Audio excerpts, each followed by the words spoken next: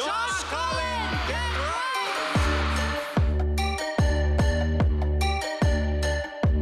Paano nangyari yun?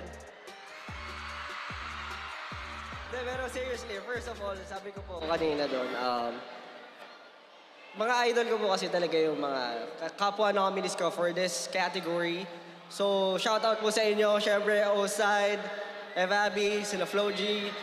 Sobrang i-cherish ko po ito. This is not just an award for me, but this is a checkpoint para sa mga future plans at sa mga future, siyempre, achievements ng OPM at ng hip-hop.